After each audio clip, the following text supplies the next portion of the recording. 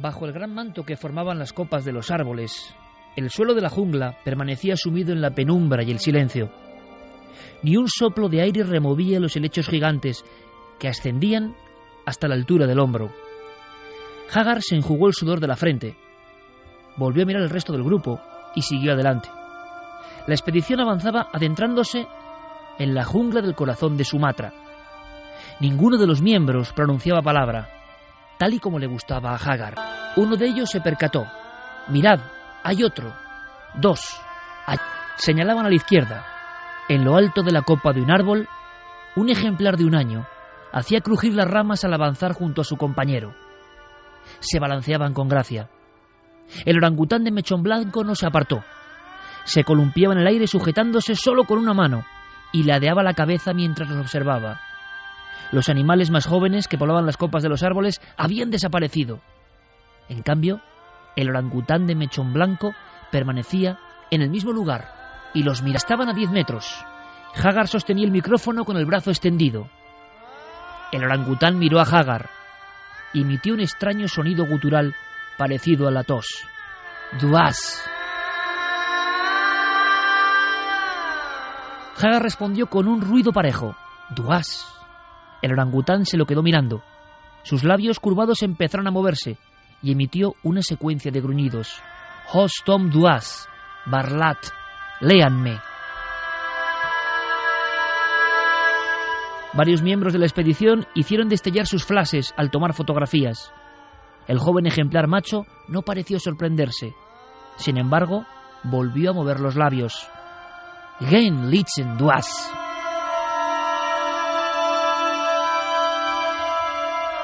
Un grupo de científicos, según narraba en su fabulosa novela Next, el investigador y ficcionador de hechos Michael Crichton se encontraba con un simio parlante en lo profundo de las selvas de Java. Y leíamos esta novela, yo en concreto, maravillados por la habilidad de este escritor ya fallecido, el mismo, qué curioso, que inventó el mundo de Parque Jurásico, el mismo que de alguna forma recreó una conversación imposible. Científicos y seres animales que se comunican, que se hablan, que se dicen cosas, que intentan comprenderse. Me impresionó Next, y por supuesto era una especie de profecía a futuro, seguramente imposible de cumplirse. Los últimos datos, en las últimas semanas hemos dado buena cuenta de ello, nos hacen prácticamente poner una mueca de escepticismo. Parece que hay seres del mundo animal, del maravilloso mundo animal, que intentan decirnos algo. Y como han seguido llegando noticias a este nivel, hemos creído idóneo dedicar una parte de este dossier de actualidad a lo que está pasando, a lo que está ocurriendo, a los cambios de comportamiento, a los hechos insólitos. La fauna insólita va a ser una de las protagonistas esta noche. Y tenemos sorpresas. Al final, quizá el amigo Michael Crichton, como todos los escritores, como él mismo dijo en una entrevista, que conectan con lo innombrable, que conectan con lo que está más allá de lo concebible, que ven cosas, como decía Picasso, que vosotros no podéis ver, pero yo sí, quizá estaba en lo cierto. Quizá las páginas de Next se están ya cumpliendo en alguna oscura selva de nuestro planeta. Nunca antes habías estado tan cerca de lo desconocido. Milenio 3. Cadena Ser. Especialistas mundiales aseguran que el comportamiento de los animales está variando. Hablan de ese cambio climático que ya sería un debate, primero entre los negadores o negacionistas del cambio y los que están absolutamente convencidos dentro de la propia ciencia. Sería un buen debate, repito aquí. Por otro lado, los que dentro del cambio climático hablan de calentamiento global y los que ya hablan de glaciación. Ojo, uno piensa, ¿tanta diferencia? ¿Cómo es posible? ¿Será, como casi siempre, que no sabemos nada de la impredecible madre naturaleza? ¿Qué está pasando en los seres que llevan muchos más años que nosotros en este lugar llamado Gaia? Pues que está habiendo variaciones, algunas tremendas, simbólicas, significativas, variaciones en la evolución, involuciones en algunos casos. Precisamente llegaba esta semana una noticia sobre una profecía científica de involución en el ser humano. O sea, lo que parecía propio de las películas, involución, o sea, a peor de lo que estamos, hay científicos, no sociólogos, científicos que ya lo marcan. ¿Será posible? Es decir, estamos en un mundo cambiante, absolutamente cambiante, a 39 días de ese fin del calendario maya, por si faltaban pocos elementos simbólicos. Pero claro, nosotros que siempre buscamos cosas nuevas para que lo paséis bien con nosotros y estéis informados, nos hemos encontrado con ese mundo de los que intentan trazar lenguaje con los animales. ¿Será que hay un lenguaje que no lo entendemos? ¿Será que el ser humano, en su eterno antropocentrismo, no solo ve a Dios, al universo, a su imagen y semejanza, sino también en los animales, y como no entienden, no hablan como Él, ya es que no hablan? Y si hablan de verdad, ¿qué nos dicen? Y si nos dicen algo, ¿qué sentido tiene su mensaje? Pues bullendo todas estas preguntas en nuestra mente, Carmen ha llegado hasta una mujer concreta, que ya para mí es un misterio. No hay que irse a Estados Unidos, no hay que irse al Reino Unido. No. Vamos a ver qué opináis y por favor necesitamos vuestras opiniones y vuestras cuestiones. Se abre aquí un universo muy interesante. Pues sí, he tenido la fortuna de entrevistar a Olga Porqueras, es terapeuta animal. Ella se dedica no solo a intentar establecer una comunicación con todo tipo de animales, sino también a tratarlos, a acompañarlos en el proceso del viaje al más allá. O sea que la muerte, ese traslado, como pasa en el ser humano, debe ser un momento clave y por eso a veces se solicitan sus servicios. Exactamente. Somos, igual que hay ahora mismo terapeutas que se dedican a ayudar a las personas en ese trance. Hay personas que ayudan en los últimos momentos de vida de una persona, pues Olga también lo hace con los animales y es muy interesante lo que nos va a contar en ese sentido. Si quieres, Iker, pasamos a escuchar la entrevista y que los oyentes, aparte de oír muy atentamente, que nos vayan contando sus casos. Muy buenas noches, Olga. Hola, ¿qué tal? Buenas noches. Lo primero, explícanos en España qué es un Animal Communicator, porque yo creo que muy poca gente conoce a lo que tú te dedicas. Sí, que me dedico a la terapéutica con animales. Yo anteriormente había sido terapeuta humano, si podemos decirlo de esta forma. Es que nunca pensé que la gente estuviera tan abierta a entender que realmente existe esta comunicación entre humanos y animales. Es una comunicación que es innata, o sea, no es ningún don, ni es nada extraordinario. Nosotros tenemos esa comunicación desde niños. Desde niños tenemos la capacidad de comunicarnos con otras especies. Una capacidad que en un momento dado, cuando dejamos de ser niños, perdemos en cierta forma. No la perdemos, se duerme. Es como un idioma. Que tú has estado, por ejemplo, yendo a un colegio inglés y has estudiado inglés de pequeñito y tú te crees que porque ya no lo tienes, lo has perdido, pero por el motivo que sea, pues con 25, con 30 te vas a Londres y cuando llevas 2 días o 3 ahí dices, pues mira, pues no lo hago tan mal, todavía me acuerdo, ¿vale? Pues esto es un poco lo mismo, en el momento en el cual volvemos a reconectar con esa parte nuestra que no ha perdido la capacidad de comunicación con otras especies, en ese momento pues podemos establecer a ver, la comunicación la establecemos siempre. Lo importante de la comunicación entre especies es que es una comunicación consciente. Y Olga, ¿cómo te das cuenta que tú tienes esa capacidad dormida y en un momento dado se despierta? Yo me doy cuenta hace unos cuantos años por un motivo. Yo entré en una noche oscura del alma muy dura, muy dura. Yo en ese momento estaba compartiendo mi vida pues con mis hijos, con mi marido, pero también la estaba compartiendo con un perro, con Tama, que es el precursor de todo este proyecto, porque estuvo conmigo el tiempo necesario para ponerme en marcha a hacer lo que realmente tenía que hacer en mi vida. Entonces yo en ese momento estaba tomando medicación tradicional, estaba tomando medicación fitoterapéutica, estaba tomando homeopatía, estaba tomando esencias florales.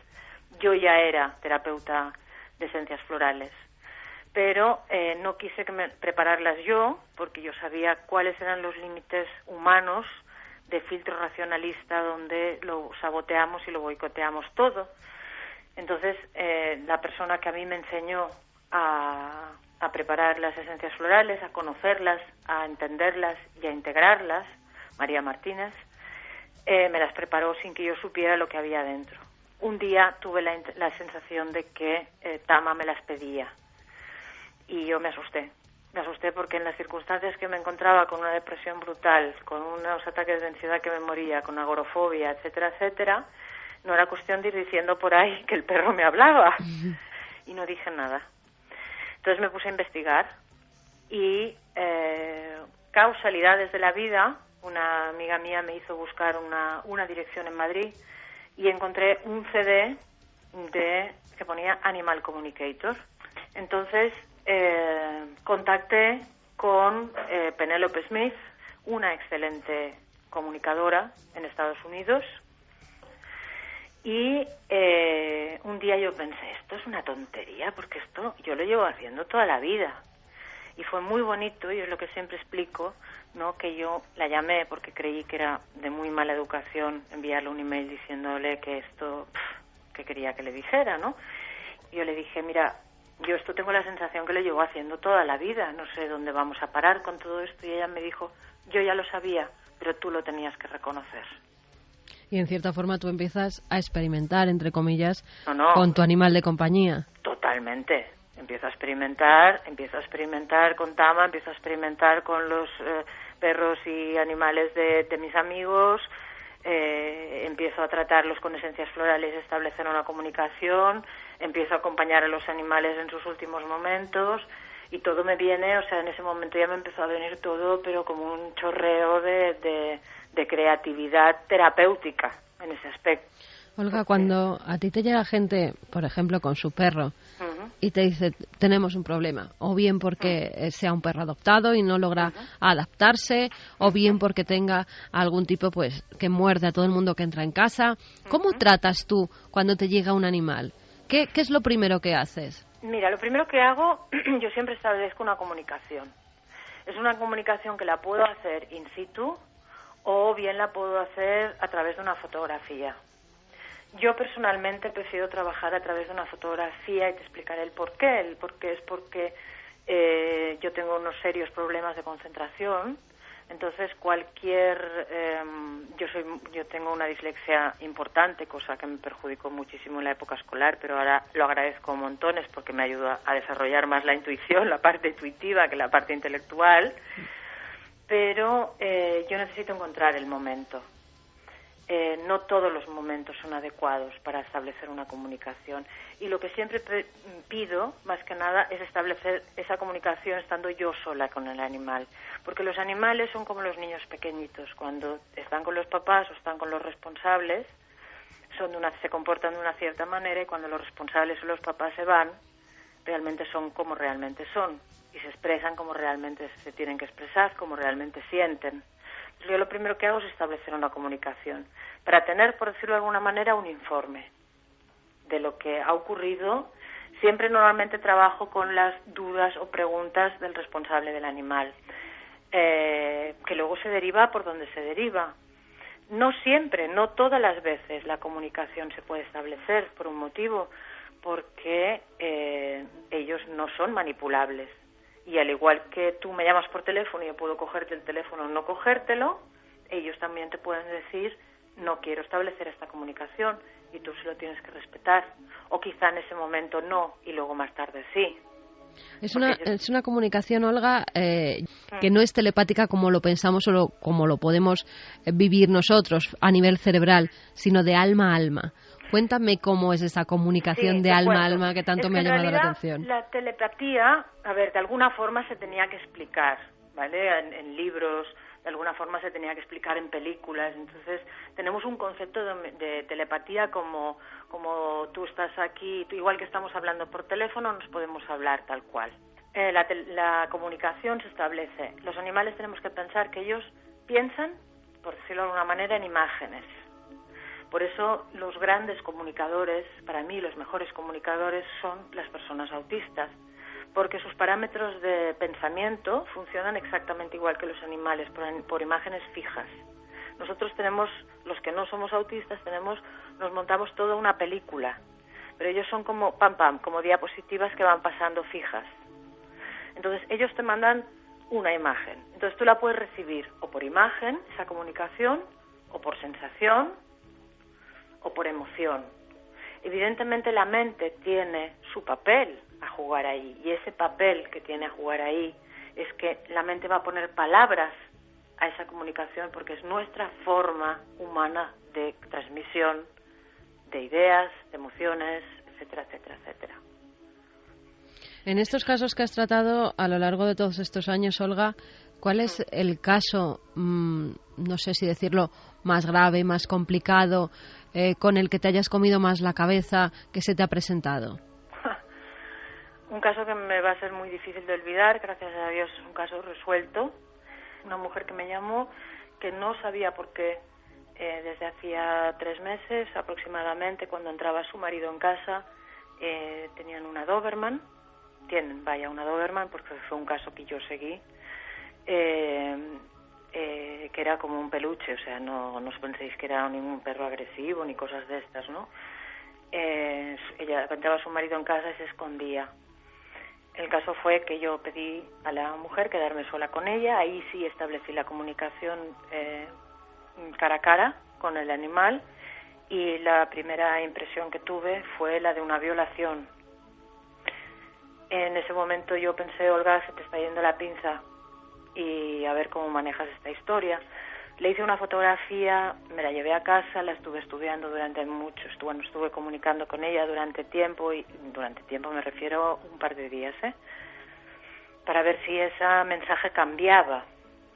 Entonces yo pregunté si había sido una perrita adoptada, me dijeron que no, que había sido una perrita comprada y que la habían tenido desde cachorro, y yo dices, wow, ¿cómo haces esto, no? Yo en ese momento tenía la consulta en Barcelona. Le dije a la mujer que, igual que había hablado con ella, que quería hablar con el marido, pero que no tenía tiempo de ir a su casa. Mentí. Lo que quería era que el marido viniera a mi consulta y hablar con él, ¿no? Entonces, como yo siempre digo que yo solamente trabajo en beneficio del animal, lo que ocurra a partir de ahí no es mi historia ya, porque realmente a mí lo que me interesaba era sacar al animal de esa situación, saber exactamente qué pasaba, y yo me la estaba jugando, y por las circunstancias me la estaba jugando mucho. Entonces vino el marido de ella, y yo lo primero que le dije antes de empezar, porque realmente yo estaba asustada, no tengo por qué negarlo, porque claro, no era fácil. ¿Cómo le vas a decir le expliqué, tu mujer nos ha llamado, nos ha dicho esto, y estás en todo tu derecho de hacer lo que creas que tienes que hacer, pero la perrita me ha transmitido esta información, ¿no? Y él me dijo que era verdad. Entonces, había sido un momento determinado por unas circunstancias de él, algo que no fue más allá. Yo le dije que la cuestión con su mujer era su historia, que yo ahí no me iba a meter, que le contara lo que fuera, pero que si querían quedarse con la perrita, yo les haría un seguimiento durante 1 año y medio. Y así lo cumplí. Gracias a un educador canino y con el tratamiento que yo le puse, todo volvió otra vez fue una cosa circunstancial, y todo está bien. Hay algo que también he leído que haces, y me lo comentabas tú hace un momento, que es acompañar a los perros, a los animales, en su último momento. ¿Y cómo es ese momento tan duro, tanto para la familia como me imagino que para el animal? Todos los que hemos perdido a un ser querido, como son nuestros compañeros de casa de todos los días, sabemos el trance tan duro que se tiene que vivir en esa situación en la que no sabes si es mejor que les pongan una inyección y dejen de sufrir, o por el contrario, lo que nos pide es que no se vayan tan pronto. Y, a ver, fíjate bien lo que has dicho. Tenemos que pensar una cosa: los animales no viven la muerte como la vivimos nosotros. Para nosotros es un castigo, entre comillas, ¿sí? Por un tema cultural, por un tema religioso, etcétera, etcétera. Para el animal forma parte de la vida. Entonces, lo que nosotros entendemos como sufrimiento, en ellos no está el sufrimiento, porque el sufrimiento es una cuestión mental nuestra. Es una cuestión... le añadimos sufrimiento al dolor, ¿vale? Entonces, ahí vuelven a ser grandes maestros de lo que lo son en vida y lo son también en el tránsito de la muerte.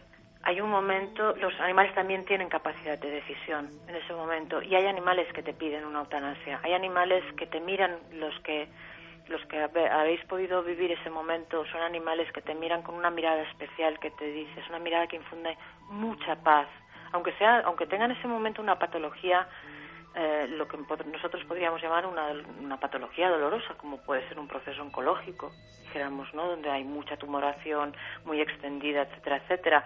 Es una mirada que te dice, ya está, ya basta. Entonces intentamos, ayer justamente en Facebook una chica me decía, es que es bonito acompañarlos para que no sientan miedo. Es que no sienten miedo, porque no tienen miedo a morir.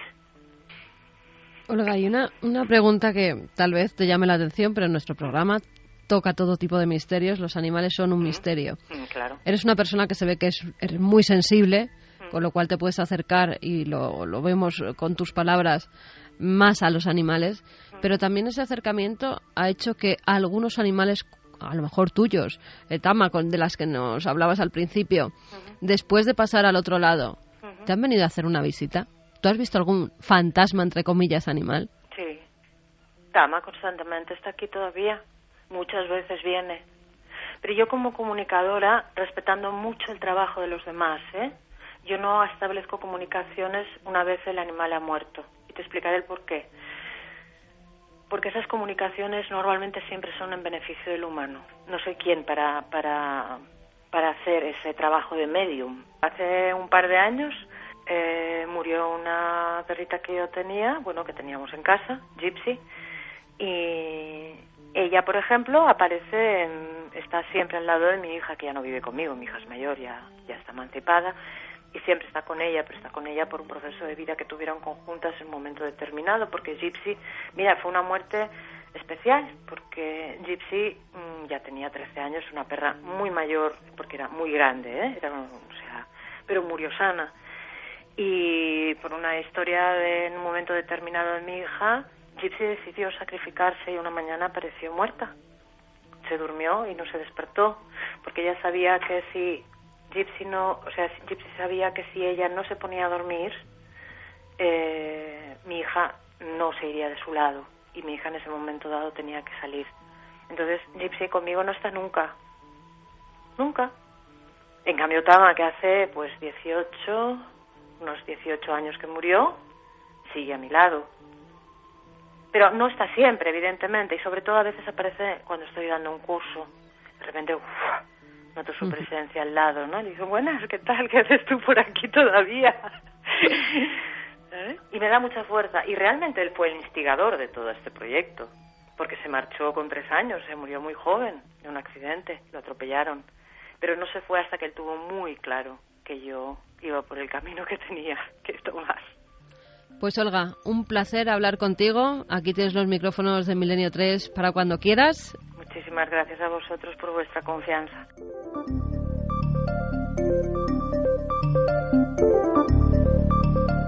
Dos y 4 minutos. Aquí estamos todo el equipo, hay que decirlo, con una gran cara de perplejidad ante lo que hemos escuchado a lo largo de estos 15 minutos de entrevista que ha mantenido Carmen con esta Animal Communicator. De verdad que es un mundo que no conocíamos, que puede parecer evidentemente un cúmulo de imaginaciones, de fantasías, como pasa con los animales, ¿no?, y con los seres humanos, ¿no? Hay personas que dicen tener cierta mediumidad, o hay terapeutas que ayudan en ese trance de la muerte, pero hemos escuchado algunas cosas muy interesantes, y estoy seguro que es un tema tan polémico, contado con mucha naturalidad, que puede dar origen a un sinfín de opiniones. Desde luego, la escena que he contado de la perrita Doberman es como un golpe. Empezábamos con Next, ¿no?, de Michael Crichton, pues parece de novela. Y por otro lado, también esa sensación de que los animales, evidentemente, su concepto de la muerte tiene que ser diferente del nuestro. Ella decía, en este caso son maestros, ¿no? Maestros de tantas cosas los animales. Imagino que los humanos también somos maestros de otras cosas, ¿no? Pero me he quedado perplejo absolutamente, como seguro gran parte de la audiencia. Y con esa especie de doble duda, ¿no? Esto es un cúmulo de fantasías bien intencionadas, o realmente habrá algo más. ¿Qué opinión tenéis, compañeros? Santi, que te veo ahí taciturno. Esto, a ver por dónde empezamos. Yo, el fondo de toda esta historia, es que me lo tengo que creer, por la sencilla razón de que, como muy bien has dicho en la introducción de esta entrevista, todos los que hemos tenido estrecho contacto con animales sabemos de ese vínculo Y sabemos de esa comunicación, incluso, como muy bien decía nuestra invitada, telepática. Es decir, muchas veces no tienes que hacer un gesto, no tienes que hacer que pronuncie una palabra. Tu animal sabe lo que estás pensando y actúa en consecuencia. La primera vez dices es casualidad, la segunda te asombra, la 13ª lo tomas como algo tan habitual y tan cotidiano que no le das la menor importancia. Es que cuentas con ello, de hecho, o sea, no se te ocurre pensar que no vas a obtener la reacción recibida. Claro, digamos que la historia que nos acaban de contar es esto mismo, pero en esteroides, o sea, ya hipertrofiada a unos niveles que, abriendo mucho la mente, yo me lo creo, pero me cuesta, o sea, te lo aseguro.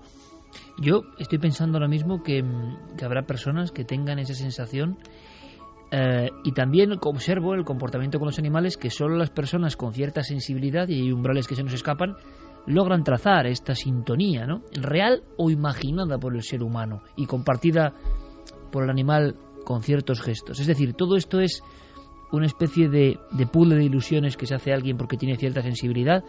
Uno ve a determinadas personas o profesiones cómo tratan a los animales, y claro que también tienen un perro o también tienen un gato, sobre todo con los perros, y dices, bueno, claro, pero la forma de tener un perro no tiene nada que ver con la que yo comprendo que es tener un perro, ¿no? O ser compañero de un perro, no tiene nada que ver.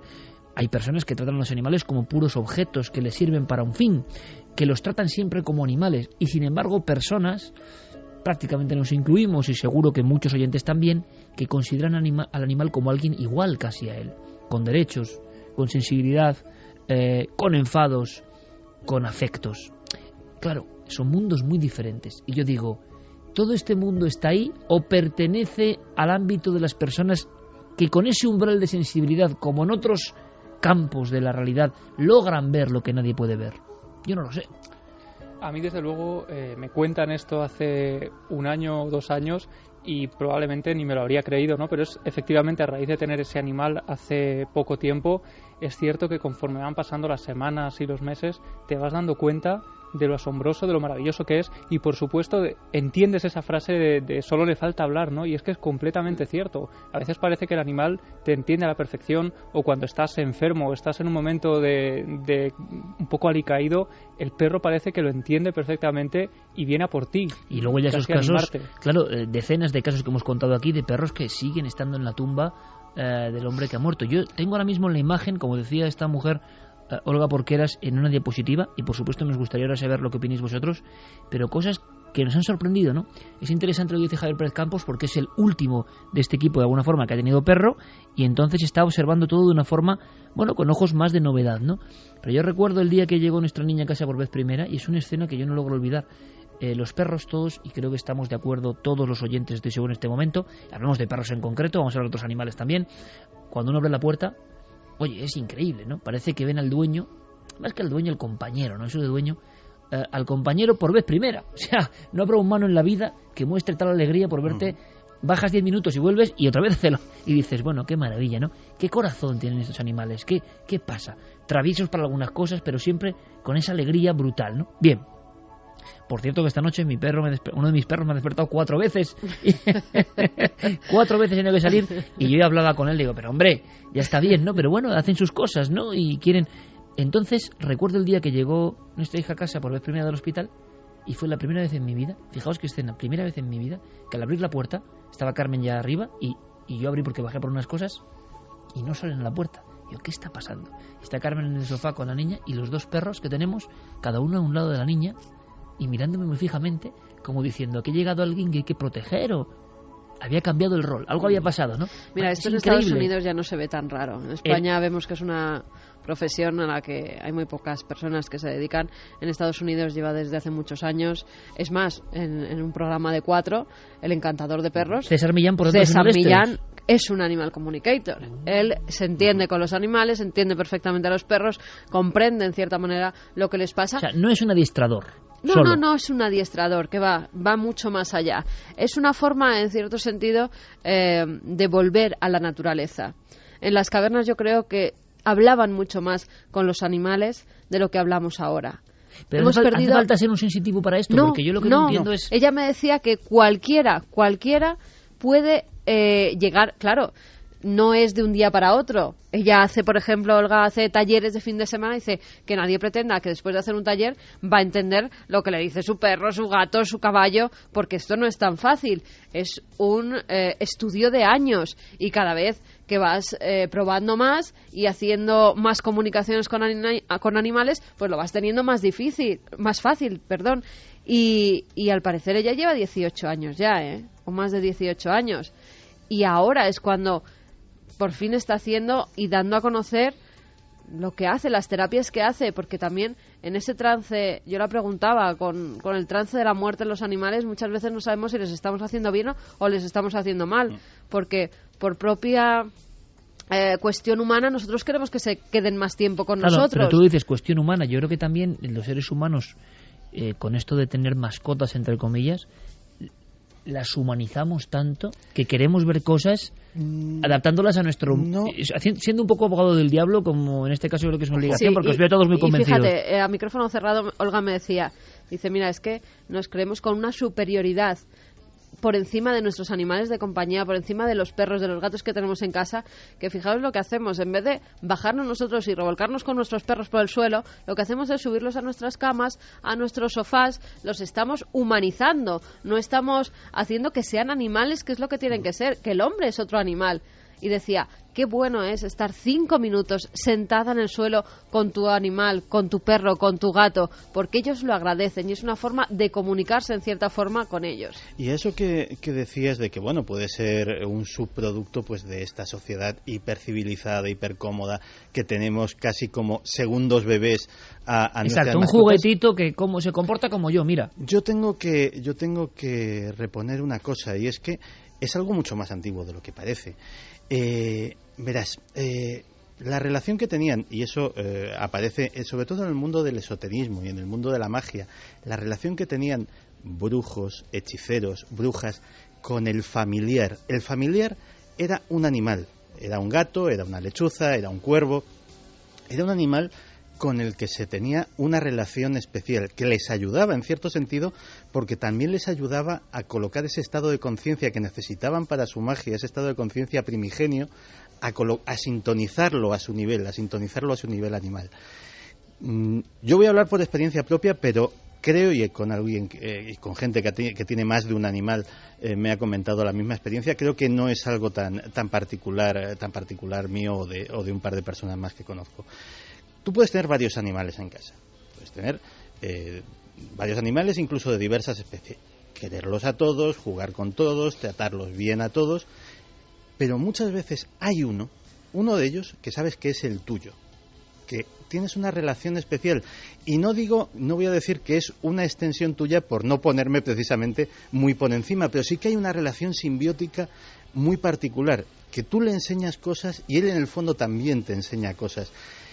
Como todas las cosas que se perciben a un nivel muy profundo, a un nivel muy espiritual, es muy difícil de explicar. Pero yo creo que esa relación, mucho antes de que existiese el concepto mascota, ya existía. El pastor con su perro. El pastor con su perro no tenía una relación de herramienta. El perro no era una cosa para llevar las ovejas. El perro era un compañero, el perro era un camarada, el perro era la única compañía que tenían en las solitarias noches del monte, y el perro terminaba siendo un hermano. Y pastores grandes como castillos llorando a lágrima viva, porque o bien de viejos, o bien de muerte natural, o bien por la dentellada del lobo, habían perdido a su perro, pues se han visto muchos y hay muchos grandes poemas pastoriles, valga la redundancia, dedicados a eso. Muy interesante, como siempre, Santi, yendo un poco más atrás en la historia, en el sentido de que esto no puede ser una butad, ¿no?, de nuestros tiempos modernos, incluso el pacto de los lobos, ¿no? El famoso pacto que nadie sabe exactamente cómo el hombre domestica al perro, en ese momento de la historia no muy bien preciso, contado, analizado, donde algunos especímenes de lobo se pasan al lado del hombre, se convierten en compañeros de alguna forma del hombre. Hay muchas teorías sobre esto, y se convierten también en guardianes en las noches, ¿no?, y en cazadores para el hombre. En los primeros cazadores con sus perros contra otros que siguen siendo de alguna forma hijos de la naturaleza y que no quieren saber nada con el hombre, ¿no? Eso es todos los misterios importantes de la zoología y la etología, el llamado pacto de los lobos. ¿Cuándo pasó? tampoco está muy claro, pero hay una frontera entre el paleolítico y el neolítico que ocurre, y encontramos esas tumbas maravillosas de familias enteras con su perro en el paleolítico y en el neolítico, como si el perro fuese una parte más. Ha habido casos, ¿verdad?, en los últimos años, con su propio y pequeño ajuar, hasta con sus huesos. Bueno, huesos de comer, me refiero. Tumbas medievales también. Sí, pero medievales lo entiendes, vas a Sigüenza y ves el doncel, o ves tantos otros con su perro, claro, compañero en el más allá. Interesante, ¿eh? Uh-huh. Compañero, esto un poco simbólico, como decía Santi, compañero en el más allá. Pero claro, irte al neolítico, paleolítico, y ver tumbas de 12.000 o 25.000 años, y de repente se encuentran, y podéis sondear en internet, a guerreros fieros, ¿no?, que los imagines con su ajuar, y al lado su perro, al que le han guardado la comida de ultratumba. Entonces tú ves que ese clan, que podemos considerarlo muy bárbaro, resulta que tiene un efecto muy especial por los animales. Hay unos nexos, ¿verdad?, que no se acaban de entender. ¿Qué dice nuestro público? Vamos a escucharles, que seguro que tienen muchas ganas, además, de escuchar al periquito de Hamburgo. Hay todo tipo de opiniones, algunas, pues bueno, que no se creen nada de, de lo que hace esta mujer. Yo creo que Olga eso ya lo tiene más que superado, ¿eh? Porque tantas veces ella misma se ha preguntado que si estaba loca por lo que le estaba pasando y por esa comunicación que establecía. Claro, pero hay una cosa muy sencilla. Si preguntamos ahora mismo a un etólogo, a un estudioso científico del comportamiento de los animales, o a un zoólogo, evidentemente, yo no sé quién tiene la razón, pero evidentemente se va a manejar en unos parámetros y no va a salir de ellos. Su mentalidad le impide salir de ellos. Y alguien un poco libre, dices, puede exagerar o no, pero ojo, como en otros ámbitos de la vida, puede estar viendo cosas que los demás, por sus prejuicios, nunca van a aceptar. Una de las personas que creía un poco más allá que se podía ver con los animales era Félix Rodríguez de la Fuente. Y él lo decía y lo contaba a los niños. Por eso aquel eslogan, ¿no?, que él quiso desde el principio ponerse, ¿no? Félix, el amigo de los animales. Ahora, muchos científicos, etólogos, catedráticos, todos muy sesudos, se preguntarán, ¿y por qué nosotros nunca hemos llegado a ser Félix? ¿Por qué nunca hemos llegado a ser Félix? Seguramente porque Félix sí creía que los animales podían hablar más allá de los libros, ¿no?, y más allá de las recetas científicas. Por eso llegó a ser quien era. Daniel García nos dice, buenas noches milenarios, había un profesor en mi instituto que decía que los animales no tenían alma. No estoy de acuerdo, son uno más entre nosotros. Rosa María Portal dice, me he quedado perpleja y muy emocionada antes de oír a vuestra invitada. Yo tengo una perrita Bull Terrier que tiene 14 años. Desde el principio nos hemos entendido con tan solo mirarnos. Ha superado un cáncer de mama, pero ya está próxima a su marcha. Esta raza, dicen los veterinarios, que no viven más de 8 o 10 años. Llevo 3 años intentando mentalizarme que tendrá que marchar. Pues bien, no solo ha superado la enfermedad, con lo viejita que es, se esfuerza en jugar conmigo y con mis hijos, a los que adora. A pesar de luego estar cansada, ella se esfuerza para vernos sonreír. No sé, lo único que quería deciros es que yo la entiendo sin tener que hablarla y ella a mí.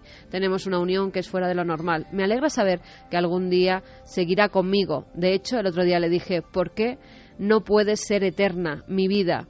Y es que la quiero tanto, bueno, como tantos amos. En fin, no sé qué haré el día que me falte. En casa es nuestra princesita, sobre todo la mía. Espero que nuestras almas sigan juntas para siempre. Me habéis emocionado. Un saludo, amigos. Bueno, y a nosotros también nos ha emocionado gente con tanto cariño.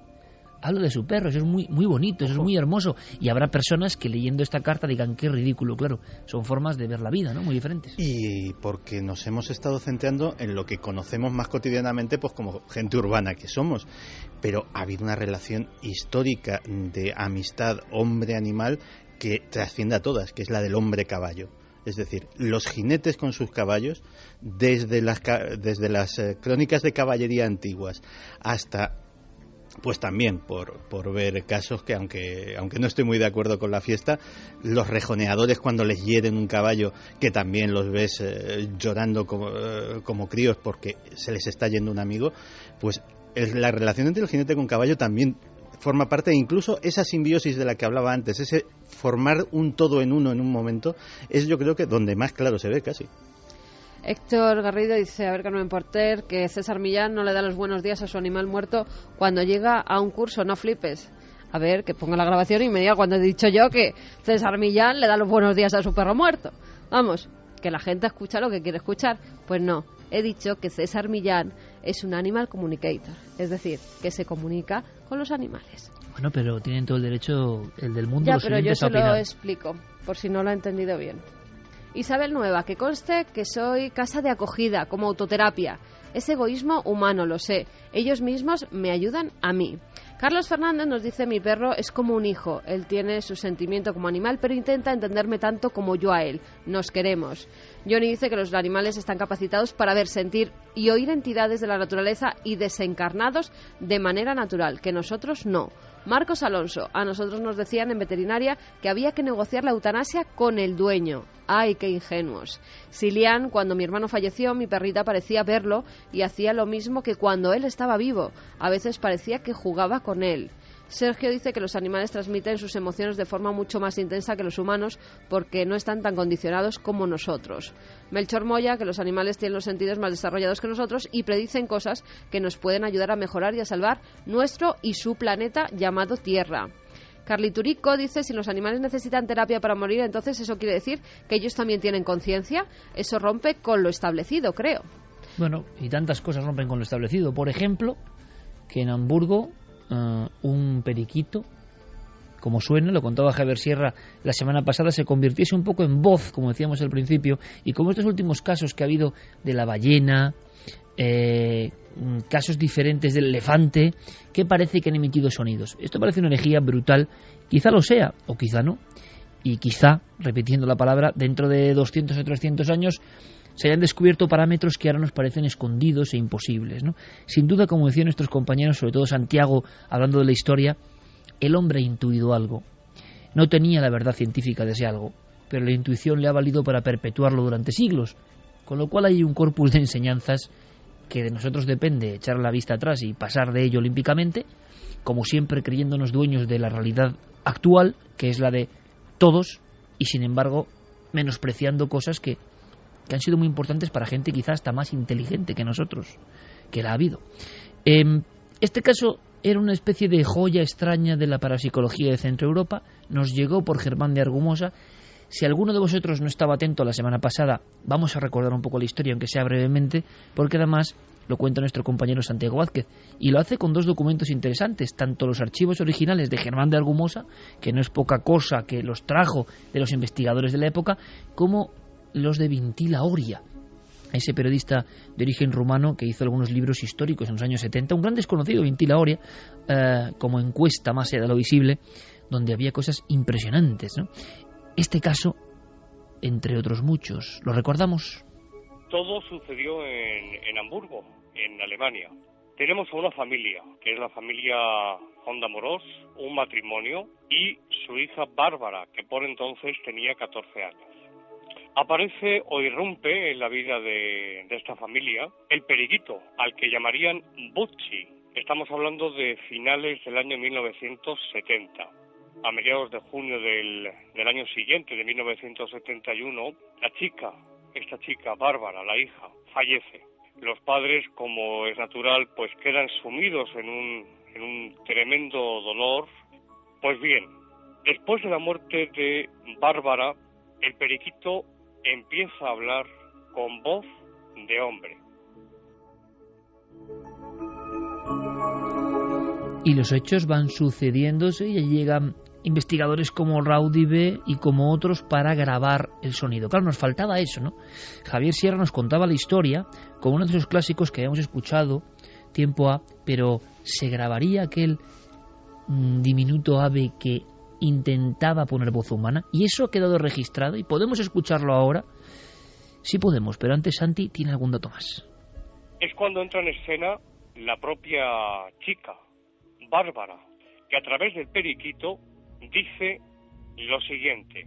Son palabras que aparecen en un magistral libro del gran Vintila Oria, titulada Encuesta detrás de lo visible.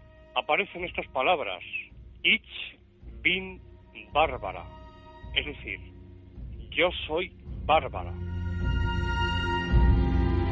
2:25 en Milenio 3 y por supuesto la opinión libre, la vuestra.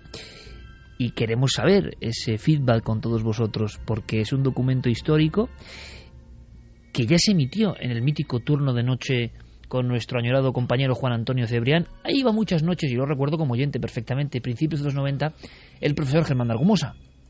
Y tenía algunas de las grabaciones. Y gracias a un oyente que es, si no me equivoco, Pedro Cabrera, ¿verdad, Javi? Pedro Cabrera ha tenido la paciencia de revisar todos los viejos cassettes para llegar al documento y mandárnoslo, por supuesto siempre citando, como hacemos nosotros, y para que lo disfrutéis, para que os sobrecojáis. Atentos, compañeros, porque es Germán de Argumosa el que da paso a la grabación de su colega Raudive. Y claro, es muy estruendoso esto, ¿eh? Uno dice, parece una psicofonía, nunca mejor dicho, es como una psicofonía. Pero se entiende algo. Si es el periquito me da miedo, ¿eh? Si es el periquito me da miedo. Escuchemos. La expresión es esta en alemán. Ist gut totti mami sin. ¿Qué significa? Está bien. Los muertos mami ven. Repito. Está bien. Los muertos mami ven. Vamos a escuchar.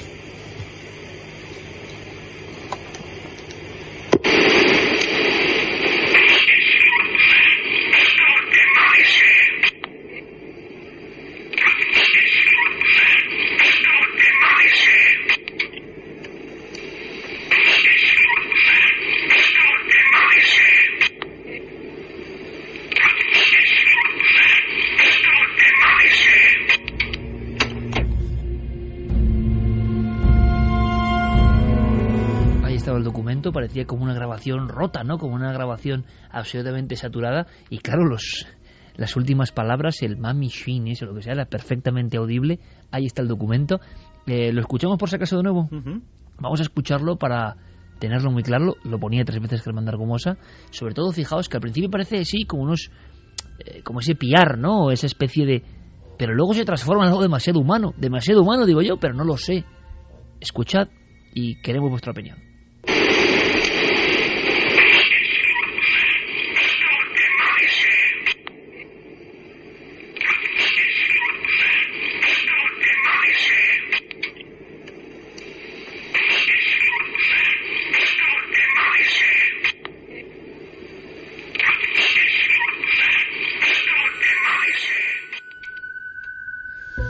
Tiene ese sonido metálico de grabación, como decía Carmen, porque bueno, Germán de Argumosa lo que hizo fue reproducirlo tal cual en los micrófonos de ese programa de turno de noche, pero a mí personalmente me parece, al principio, como dices, ¿no? Parece un animal, ese pájaro a secas, pero es cierto que al final parece decir esas palabras y es un tono que a mí personalmente me parece irreproducible con una garganta humana. No. Y Santi, que tiene un loro, pues sí, podrá además opinar. Efectivamente, yo tengo pájaros de ese tipo. Y sí es la voz de un loro. O sea, eso. Lo que pasa es que, vamos, me lo ponen y yo diría que es la voz de un loro de más porte que un periquito. Es decir, yo he tenido periquitos, tengo periquitos. Suena muy fuerte. Algunos hablan. Los periquitos no suelen ser tan habladores como otras especies de loros, pero pueden aprender a decir 4 cosas, sobre todo si están en compañía de loros mayores que hablan por imitación. Y la voz suele ser una voz de pito, por entendernos, muy acorde con su tamaño, una voz muy muy aflautadita. Esta voz era gruesa, o sea, de jolín con el periquito. De ¿sí? Hombre, ¿no? Y de hombre como adulto. Sí, de hombre. Desde luego daba mensajes, pero aquí voz como de la niña, no. Pero los muertos pueden ver, ¿no? En este caso tiene esa voz de hombre. Mensaje. Pero Santiago Vázquez nos contaba a micrófono cerrado que en ocasiones la familia aseguraba que el periquito hablaba con la voz de la hija y bueno, llegaba a tal punto de parecer profetizar cosas que incluso llegó a profetizar su propia muerte. El periquito dijo el día que iba a fallecer y falleció ese mismo día.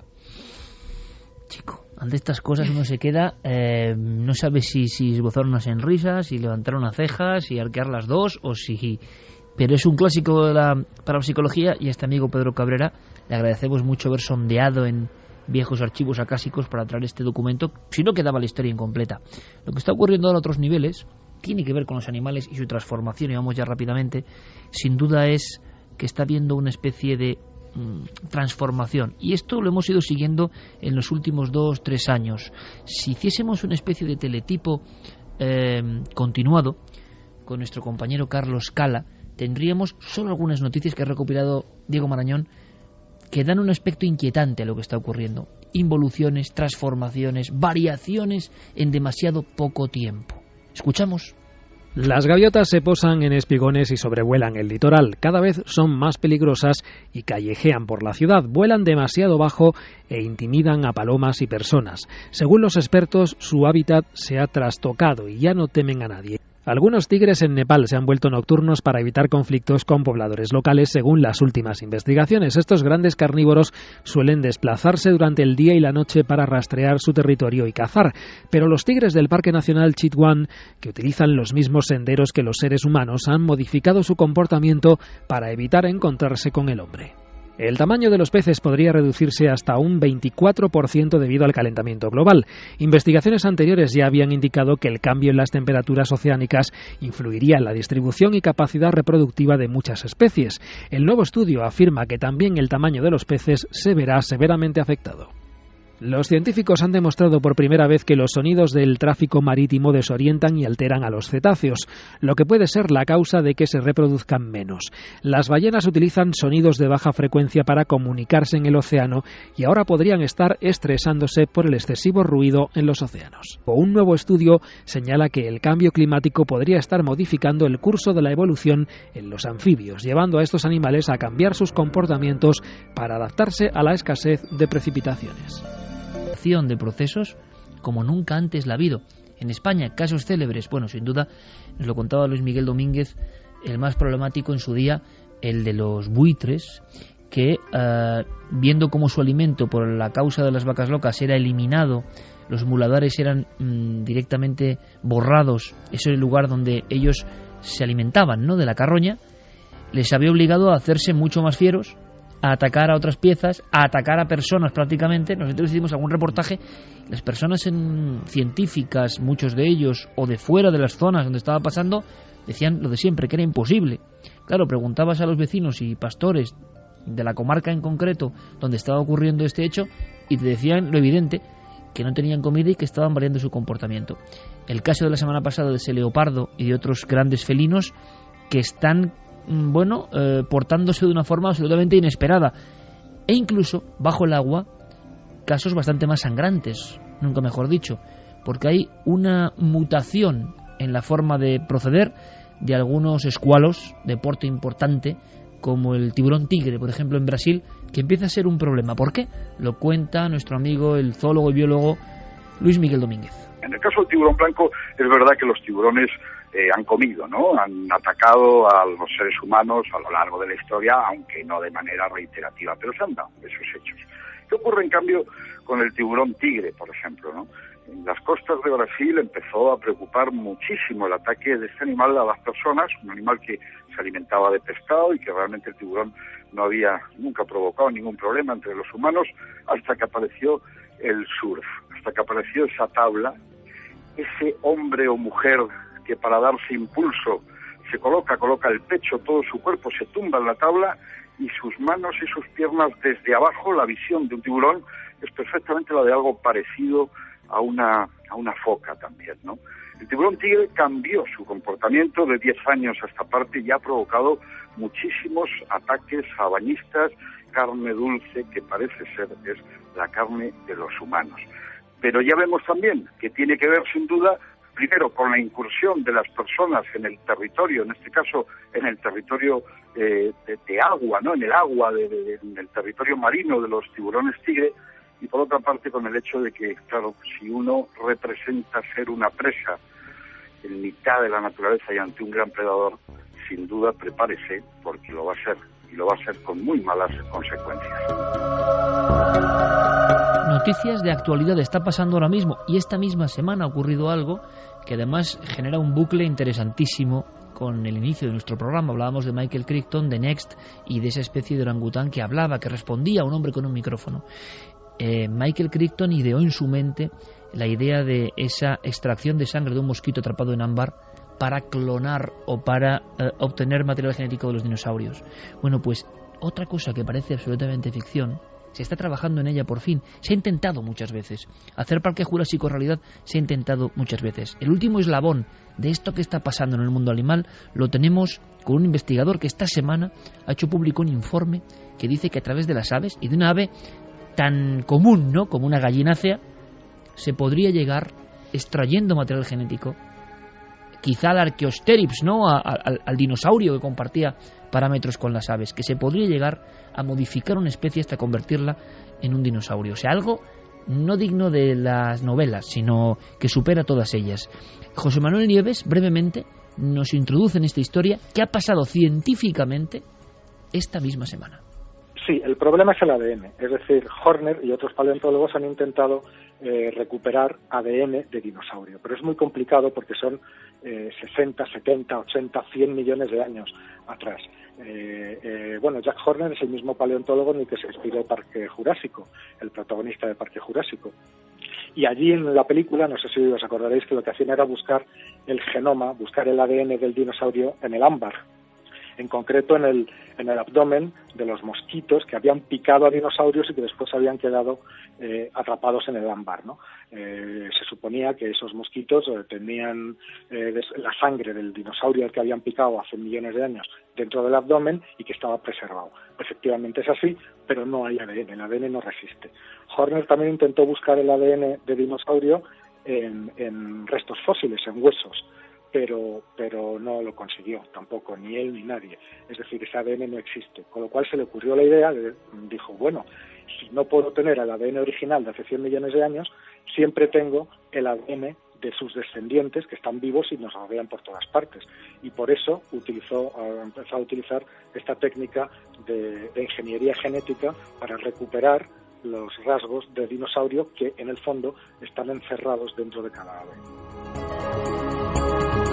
En este momento, Javier Pérez Campos y Santiago Camacho que ponen un gesto de incredulidad ante algo que es noticia científica y que una vez más supera lo que concebíamos, ¿no?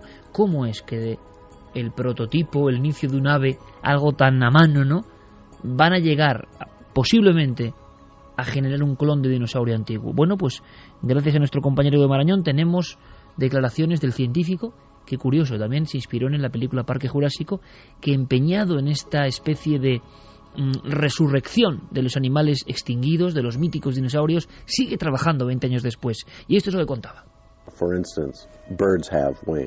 Por ejemplo, las aves tienen alas y los dinosaurios no las tenían, así que hay que averiguar cómo crear una mano y un brazo a partir de una ala, o cómo crear una cola larga. Lo que estamos haciendo literalmente es buscar los genes que impiden el desarrollo de una cola o de encontrar lo que llamamos el gen activador. Lo buscamos en un pájaro para activarlo, de modo que ese pájaro nazca con cola. También estamos buscando el gen que desarrolla las alas en las aves, ya que en el embrión todo empieza con unas manos. Estamos buscando ese gen de modo que podamos impedir ese cambio. As a hand, and we're looking for that gene so we can stop it from doing that. Lanzábamos hace unas semanas la pregunta esa de ¿se puede hacer o se debe hacer todo lo que es posible en el ámbito científico y la bioética? Bueno, aquí hay un ejemplo curioso, ¿no? ¿Será bueno a una especie moderna retrocederla al tiempo de los dinosaurios? ¿Será bueno quizá, imagino que para las clases más pudientes, como ocurría en la película, llegar a tener en unas décadas unos parques especializados donde hay animales que no han vivido ni saben vivir en estas coordenadas del tiempo? ¿Estamos jugando un poco a ser dioses? ¿Es nuestra obligación ser dioses como seres humanos que tenemos la tecnología y las herramientas para hacerlo? En fin, estamos en ese umbral y, como digo, las novelas han sido completamente superadas. Imagino que habrá noticias en los próximos años, pero las principales revistas científicas han aprobado este inicio. Y luego hay una cosa muy interesante, todo lo que pasa en el embrión, ¿verdad? Las diferentes especies. Parece que se pasa por diferentes fases, incluso en el ser humano se pasa por esa fase de anfibio, de pez, de reptil y de aspecto humano, ¿no? Como si hubiese unas coordenadas que no acabamos de entender, como si pasásemos por diferentes fases o áreas de especies que son diferentes a la nuestra. En un lugar donde hay especies diferentes a la nuestra, sin duda, grabadas en la piedra, labradas, es en los poblados antiguos, algunos desaparecidos, de la frontera entre Siria y Turquía. Teníamos conexión hacia estas horas. Es importante dar paso a la crónica de nuestro compañero Javier Sierra, que se encuentra ahora mismo, ya estará en Estambul. Ha habido noticias de hallazgos arqueológicos muy interesantes, justo, fijaos qué curioso, amigos, en la franja de la guerra, ¿no? Una vez más, como pasó en Irak, la guerra y la arqueología amenazada, y a veces incluso bombardeos y disturbios que dejan al aire, no precisamente las piquetas de los excavadores, sino la violencia humana, deja al aire, como si fuese un mensaje antiguo, cosas que estaban ahí desde tiempo remoto. Conocemos algo de esa zona entre Siria y Turquía. Ahí está el célebre Göbekli Tepe, ahí está Nebali Kore, ahí está Kayunu, la ciudad de los cráneos, o la impresionante ciudad de los Brucrania, una ciudad entera abandonada con cabezas de bisontes gigantes, que han quedado como último testigo de un final, porque casi todas estas ciudades fueron finalizadas, enterradas y su población desapareció. En los alrededores apenas hay esqueletos. Sabemos que esta franja entre Siria y Turquía es fundamental.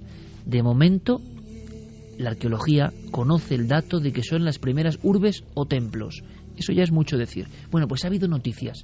Nos las cuenta en tiempo real, 2:41, desde Estambul, Javier Sierra. Buenas madrugadas, Iker. Esta noche, buenas madrugadas desde el corazón de la antigua Constantinopla, desde Estambul, que es donde me encuentro.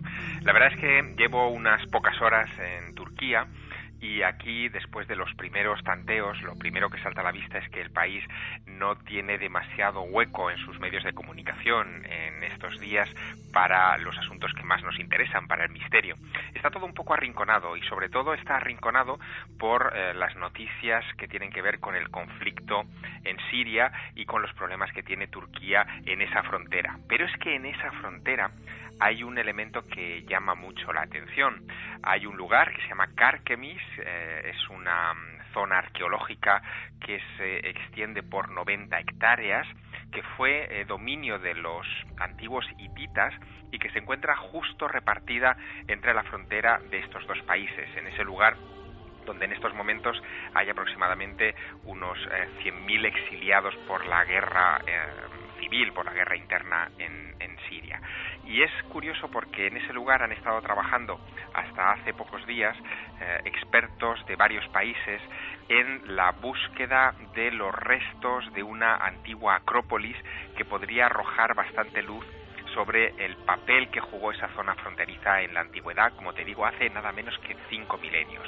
El equipo que ha estado ahí excavando es un equipo de la Universidad de Bolonia y han desenterrado en estas últimas fechas fragmentos de estatuas, incluso mosaicos de época posterior ya romana, cilindros con inscripciones, estatuillas de divinidades como votivas de todo tipo que abarcan un periodo amplio de hace entre 5.000 y 3.000 años y por lo tanto se están enfrentando a la reconstrucción de un pasado que desde luego resulta fascinante. Yo es una zona que conozco bien, Iker, porque la he recorrido, toda la zona de Gaziantep, tú también la conoces, en la Anatolia.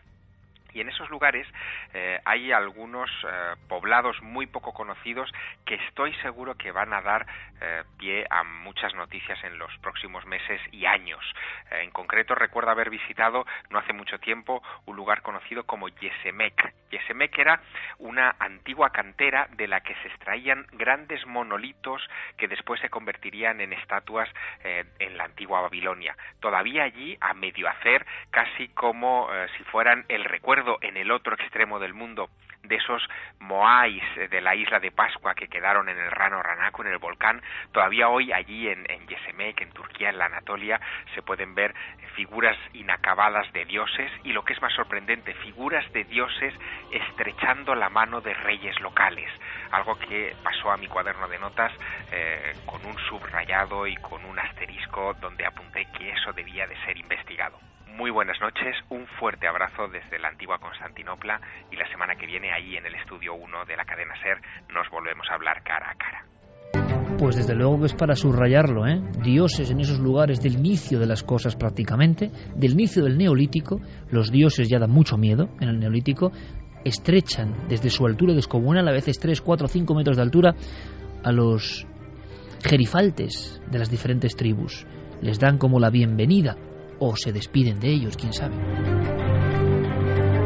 Pero es otra cuestión recurrente en toda esa franja del creciente fértil. ¿Cómo impresiona, verdad, por ejemplo, el río Éufrates?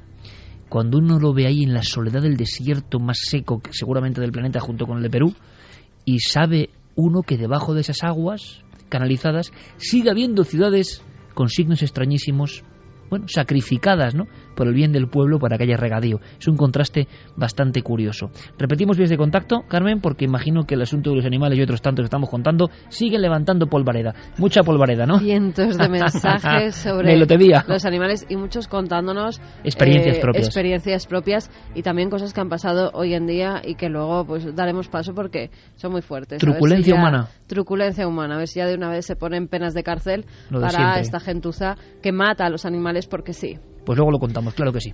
Vamos a repetir las vías de contacto. La Nave del Misterio nos pueden buscar en Twitter, en Facebook y en Google+. Y como siempre, el mail, milenio3 con número, @cadenaser.com. Sorteamos el libro de Javi Pérez Campos esta noche. En busca de lo imposible. Y además se lo va a mandar firmadito a las personas que les toque. Por eso hay muchos cientos de mensajes también. Eso es. Así que bueno, entre todos los mensajes que nos lleguen vamos a sortear esos 3 ejemplares. Venga, perfecto. Vamos a hacer una cosa, que es conectar directamente con ese mundo de Santiago Camacho, porque hay actualidad, Club Bilderberg y CIA. Vaya dos expedientes. Antes quiero recordar una cosa, aunque sea brevísimamente. Guillermo León ya lo ha comentado en ikerjiménez.com.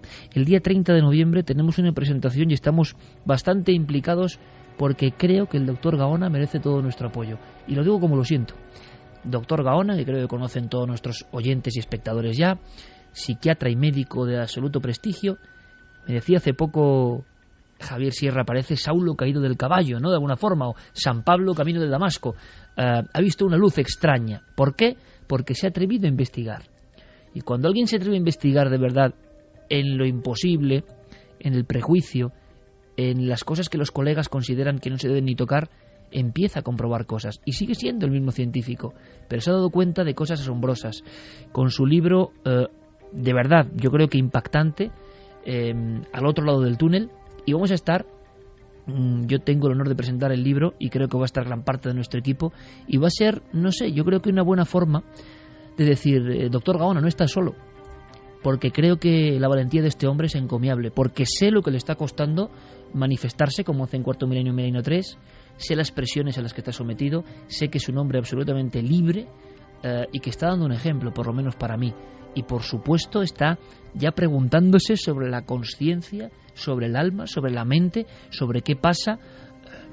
Las investigaciones serán recordadas sobre el umbral de la vida y la muerte del doctor Gaona, así que estaremos todos juntos el 30 de noviembre. Toda la información está en el Facebook de Nave del Misterio, nuestra vía oficial en ikerjiménez.com, y esto será en el Círculo de Lectores, en la calle Donel 12, entrada libre y gratuita, lo diremos también la semana que viene, y lo hacemos no por nada, sino porque, no sé, a mí me gustaría que el doctor Gaona tuviese ese apoyo, que muchos milenarios le dijeran, no estás solo, sigue investigando, creemos en lo que haces, podemos compartirlo o no, pero eres un científico valiente, intrépido, y eso merece mucho la pena. Así que con Gaona el 30 de noviembre, daremos todos los datos. Y ahora lo que está pasando también en noviembre, reunión de urgencia, Club Bilderberg, y Santi, que también esboza otra cara de preocupación. ¿Por qué? ¿Podemos resumir en un titular qué es el Club Bilderberg para quien no lo sepa? Pues para nuestros amigos que no lo sepan, les diremos que el Club Bilderberg es una sociedad que en este caso no es secreta porque su existencia es pública, pero que reúne todos los años en una sede diferente, elegida generalmente en un resort, en un lugar de vacaciones apartado y discreto y igualmente lujoso, desde la isla de La Toja hasta algunos de los resorts más exclusivos del mundo en diferentes años. Pues una vez al año 300 personas escogidas por invitación, no siempre las mismas, pero sí hay un núcleo duro, sí hay que se repite constantemente, entre grandes banqueros, financieros, políticos, comunicadores, gente que en definitiva maneja poder, sea poder en forma de dinero, sea poder en forma de política, sea poder en forma de información. Se reúnen durante más o menos una semana a debatir ¿qué? Pues nadie lo sabe, porque el contenido de esas deliberaciones y de esas reuniones, ese sí que es secreto. Y es posible, Santi, que en los días que corren, en el mundo de las filtraciones confidenciales y medios de comunicación, todavía haya reuniones tan importantes y nadie sepa lo que se dice. Alguien lo sabrá. Pero evidentemente, aparte de los 300 que participan, quiero decir, no dudo que alguien habrá interesado en poner micrófonos, en colocar sofisticados sistemas de vigilancia para saber qué debaten estas personas. Pero si poderosos son, también poderosas son las contramedidas que se toman. Perímetros de seguridad de kilómetros alrededor, la implicación directa de las fuerzas de seguridad del Estado y de los servicios secretos del país anfitrión en garantizar esa seguridad y esa intimidad, no es algo en absoluto tan fácil. Pues bien, esas reuniones, como decimos, tienen lugar con una periodicidad anual. La última fue en Estados Unidos, en Virginia, el pasado mes de junio. Y hasta el próximo verano no se esperaba otra. Es por eso que cuando diversos medios italianos han alertado de que precisamente ahora, en Roma, en un hotel lujoso pero discreto, sobre todo discreto porque está teniendo lugar en él un festival de cine que sirve esa multitud para camuflar a esos 80 participantes, pues de repente se han reunido 80 personalidades muy destacadas del Club Bilderberg, casi en secreto porque ha sido descubierto. Y la verdad es que sabemos muy poco. Se ha filtrado algunos de los nombres de esta reunión, entre ellos Mario Monti, el primer ministro italiano, Tom Enders, jefe ejecutivo de Airbus, Marcus Agius del grupo Barclays, Edmund Clark del TD Bank, Klaus Kleinfield, director ejecutivo de Alcoa, Jorma Ilia, presidente de Royal Dutch Shell, y casi todos ellos pertenecen al perfil económico del grupo Bilderberg. ¿Y eso qué puede significar? No hay políticos, no hay testas coronadas, que suelen también frecuentar este tipo de reuniones, no hay ni siquiera representantes de grandes corporaciones mediáticas, no, sobre todo son grandes banqueros, grandes empresarios. Y claro, lógicamente, teniendo en cuenta la situación que está viviendo Europa, pues ya ha habido gente que se ha empezado a alarmar, porque qué menos que pensar que la crisis del euro, la tremenda tensión social que se está empezando a desarrollar en Grecia, en Italia, en Portugal y también en España, por qué no decirlo, pues puede estar preocupando. Y el hecho de que sea en Italia, pues podría incluso significar que el país transalpino puede ser la siguiente ficha de ese dominó mortal de la crisis económica en el que ya hemos caído unos cuantos países.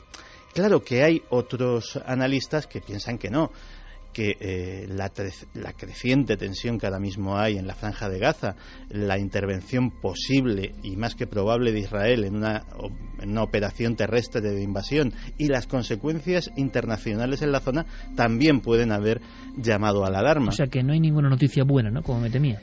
Hombre, hay una teoría buena. Vamos a ver. La única teoría buena, o al menos la única no mala, es que a lo mejor, sin que lo supiéramos, este tipo de micro reuniones Bilderberg fuera del periodo normal se han producido desde siempre, pero no han sido detectadas hasta ahora. Es decir, a lo mejor 20 miembros del grupo Bilderberg dedicados a tal o cual cosa, pues se han reunido también en un hotel discreto de tal o cual ciudad, sin que eso sea una reunión oficial del grupo para tratar temas que incumben solo pues a su faceta de trabajo. Es posible, y desde luego es la menos inquietante, pero yo personalmente no me la creo. 2:54. Ahora repasamos algunos de los mensajes que decía Carmen. Ojo, la cuenta atrás. Estamos a menos de 40 días, parece mentira, del fin del calendario maya. Y en mi opinión, fijaos, se está hablando mucho menos, en general, de lo que todos esperábamos. Imaginábamos todas las portadas, películas. Tampoco tanto ruido, Tampoco tanto ruido. Carlos Cala pasa una página más, siempre un poco inquietante, de qué puede haber de verdad en esa misteriosa cuenta atrás. Instalaciones que también parecen, como tantas cosas esta noche, propias de la ficción y que en España se está negociando con ellas. Yo no sé si habrán sido un éxito, me parece a mí que no, pero ha habido grupos de supervivencia y vendedores de estos refugios ante todo de cara al 2012 en nuestro país. Es un auténtico negocio, el negocio del fin del mundo, que en Estados Unidos se estima que la venta de búnkers subterráneos ha aumentado en más de 1000% en los últimos años con este parangón del 2012. Pero es que en España tenemos ese caso del GSE 2012, Grupo de Supervivencia España 2012, que su fundador, Jonathan Bosque, desapareció hace unos meses del planeta, no se sabe dónde está. Tuvo su propio fin del mundo, entre comillas, ¿no? Sí, él de alguna forma o se metió en su propio búnker y no ha vuelto a salir, pero las personas que dieron donaciones para tener su propio búnker subterráneo en la Sierra de Madrid bueno, pues estaban indignadísimas. Algunas de ellas aseguraban haber dado una cantidad de unos 1.000 euros, que era lo que se pedía en un principio como entrada para ese búnker, y ahora mismo sí, hay gente que a mí me aseguraron que pagaron esa cantidad y ahora mismo están sin búnker. O sea, que ha cogido el dinero y se ha pirado, claro. Eso es muy de la picaresca nuestra, ¿eh? Sí, sí. Muy de España. No, y de hecho, acotando lo que decía Javi, en Estados Unidos el survivalismo, los que están obsesionados con la supervivencia, que era una tendencia muy en boga en los años 80, en la época de Reagan, cuando una guerra nuclear se podía desatar en cualquier momento y que parecía olvidada, ha renacido. Hay gente que está acumulando armas, que está acumulando víveres, que está haciendo cursillos de técnicas de supervivencia, cursillos de guerrilla para el caos que se puede avecinar, no ya por el 2012, aquí se une también la crisis económica, etcétera. Todo el mar en magno, ¿no? Yo decía lo de España porque, por desgracia, hemos sido ejemplo en estas cosas varias veces, ¿no? Bueno, solo te diré que uno de los libros más vendidos en los últimos meses es el de Patrick Gerrill, que se titula Cómo construir su propio búnker en tan solo 10 pasos. Acabamos con mensajes. También había un chino que vendía una especie de bolas. Sí, era maravillosa esa bola, ¿eh? Era maravillosa. Bolas amarillas gigantescas, sí, que si te metías dentro ibas a sobrevivir a cualquier fin del mundo, fuera como fuera. Bueno, desde Guatemala, un amigo que se llama Josu Barrera nos enviaba una noticia. Sabéis que hace una semana ha habido un gran terremoto de 7,4 grados, han muerto 44 personas. Pues una de esas personas que estaba todavía bajo los escombros y que no encontraban, sus 2 perros guiaron a los socorristas hasta donde estaba el cuerpo de su amo de 19 años. Y gracias a eso han podido rescatar el cadáver. O sea, no perros rescatadores, sino los perros que le pertenecían. Y han llevado al punto concreto. Los escombros lo han llevado al punto concreto, empezaron a escarbar justamente allí, se tumbaron al lado y hasta que no sacaron ya fallecido a su dueño, no se movieron de allí. Bueno, pues parece muy bien acabar esta hora con esta noticia, porque luego veremos el contraste, el desastre de lo que hace el ser humano con estos animales que son capaces de gestos tan nobles, ¿no? De gestos más allá del humano en ocasiones. Y nosotros, sin embargo, a veces como pago, lo vais a ver, es un poco estremecedor. Tenemos una carta que nos ha enviado un amigo que nos ha puesto la carne de gallina y nos ha emocionado mucho. Tenemos informes de cosas en los cielos en España esta misma semana con los documentos. Tenemos un asunto del lío de faldas de la CIA y lo que hay por detrás de Santiago Camacho. Tenemos un caso en Melilla impresionante con Ger Pérez Campos. Tenemos a Diego Marañón con el Créelo o no. O sea, tenemos muchas cosas. Ahora las noticias, toda la información en la SER, como siempre, puntual. Y después vuelve este equipo, el de Milenio 3.